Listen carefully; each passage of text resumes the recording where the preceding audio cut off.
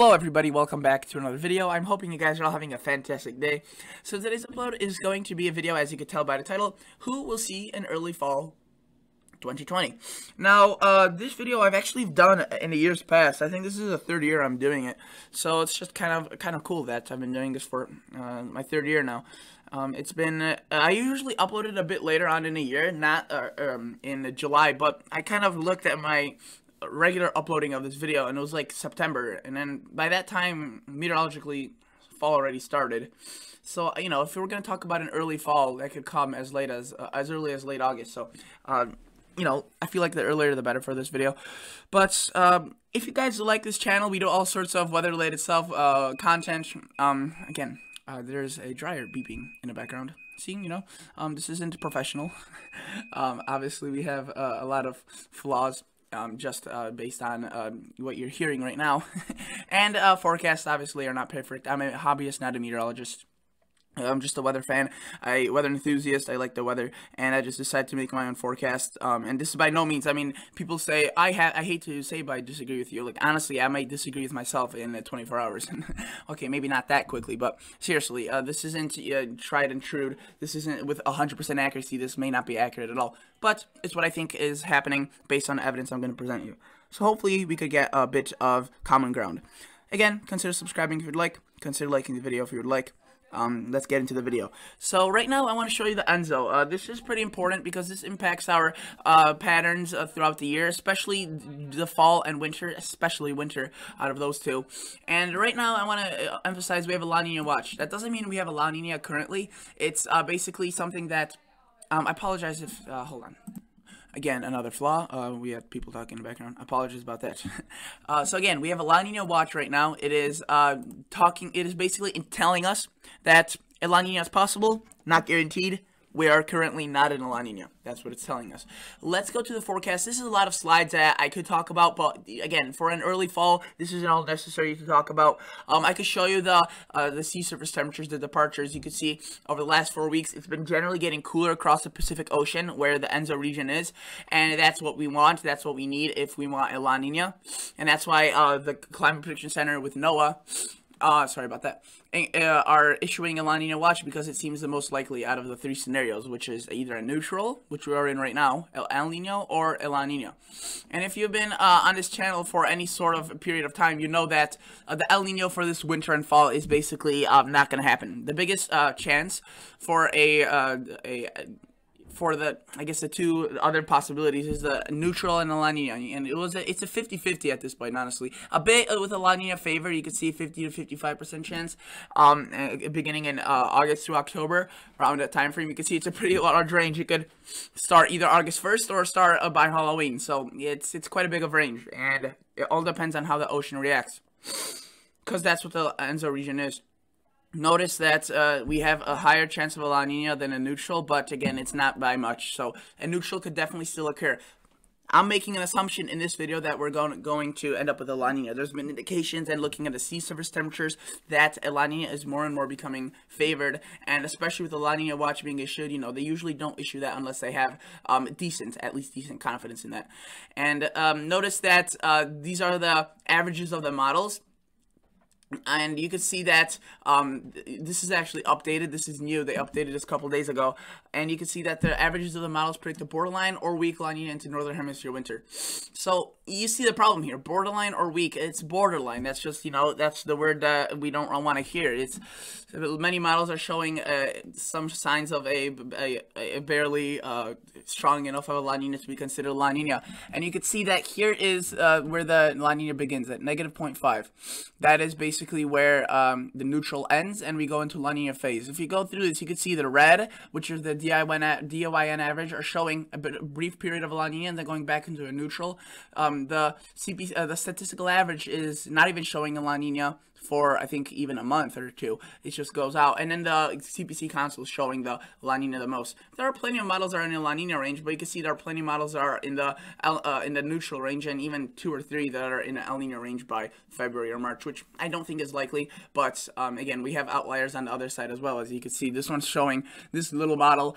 This little guy thinks he's onto something with showing a -2, which would be almost a record. Could that happen? For sure. Is it likely? Probably not. So you can see that at this point it's kind of a toss-up, but again, it's more favored to be a La Nina.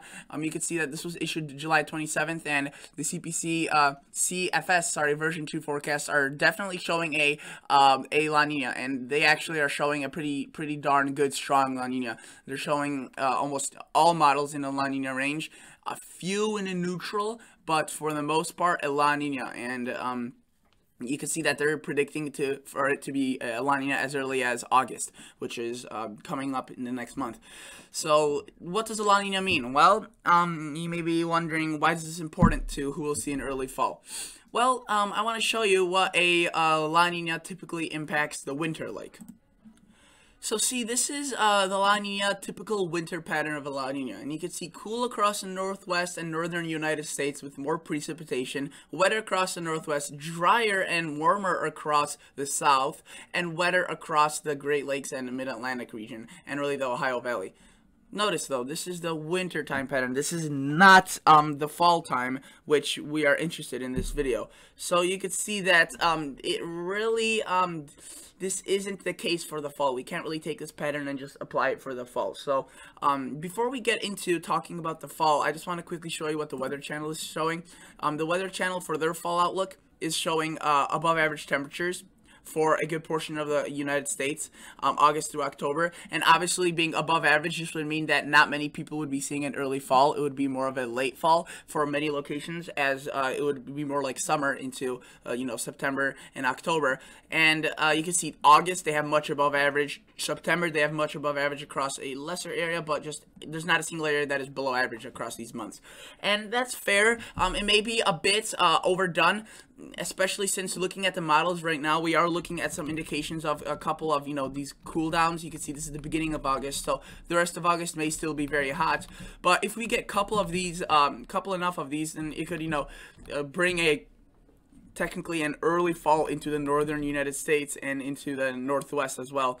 And to be honest with you, if we get enough of these in 1 month, we could actually get a below average month, which, if it's September, we could have a fall that comes in September. It goes away for October if it's warm, and then comes back, for the winter time transition. But what I wanted to do was do my own research. So we are, if you looked at the ENSO, the presentation, we are right now in a neutral, and we are going to go into a potential La Nina. At this point, it seems most likely. Not given, but I'll just go with that assumption. So, going from a neutral into a La Nina, I looked at the years past. You can see that I went on this thing right here, and the table's going, this has a table going back all the way to 1950 with these years. And what I did was find similar years where it was a El Nino, neutral, and went into a La Nina, which is forecasted to happen this year. And again, this is where I could go wrong. We could not end up with a La Nina, and then all my data will be thrown out the window. But I just wound up with the assumption we go from an El Nino, neutral, into a La Nina. So I chose similar years all the way back to 1950. I chose similar years like to this year. And let me tell you, there really weren't that many.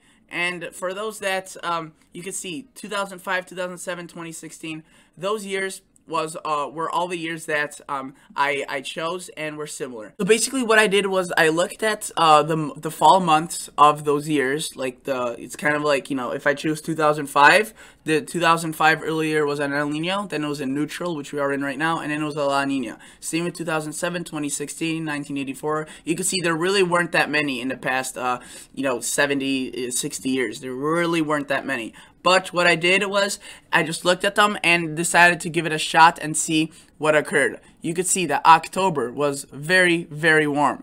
And, this doesn't mean that necessarily this will happen this year, but it definitely supports what the other outlooks are showing, what the Weather Channel is showing, what NOAA is showing.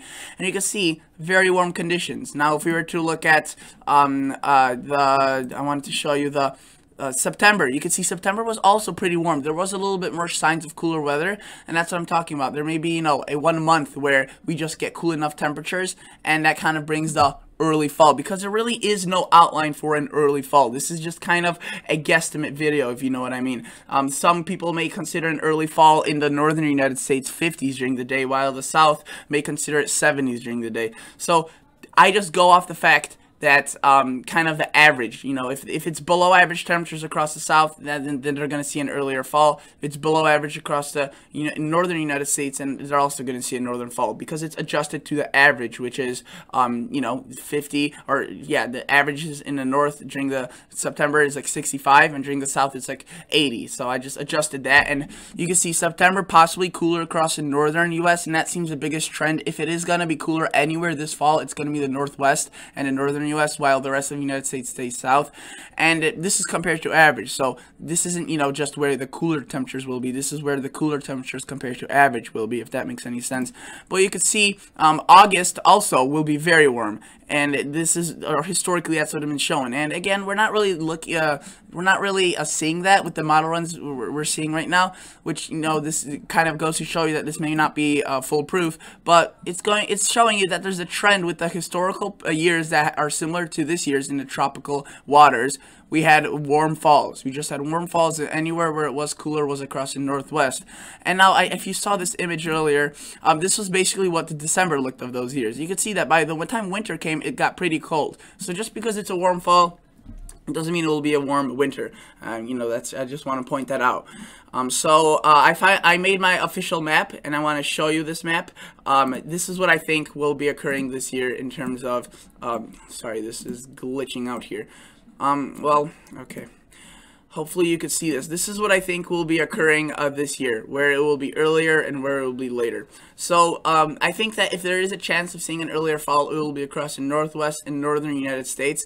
And again, this is based on average. This isn't, obviously the northern U.S. will see an earlier fall than the southern U.S. Just because of it's warmer in the south. But I'm talking about averages. So, if it's 65 across the north during September, that's considered an average year. It could be 55 this year, and that could be an earlier fall. And across the south and southwest, I think there will be a good area where it could be later, and it could be postponed. Honestly, I wouldn't be surprised if this orange and yellow expands to a greater area, and this blue kind of diminishes itself to just a tighter area across the northwest and northern United States. But this is what I think. And again, if you live across the south and you live in Texas and you're looking at this and you're like, we'll see an later fall. So if your fall usually comes in late October, it may come this year in late November or mid-November. And if you're living in Minnesota and your fall usually comes in September, October, then it may come this year in a few weeks prior to that. So hopefully you understood, hopefully you enjoyed. This was just a fun video. Again, this isn't anything scientific really, it's just I just decided to make this video based on my own research. So take it how you want, but consider subscribing. This is it for today's video, and I'll catch you guys in the next episode. See ya. Bye.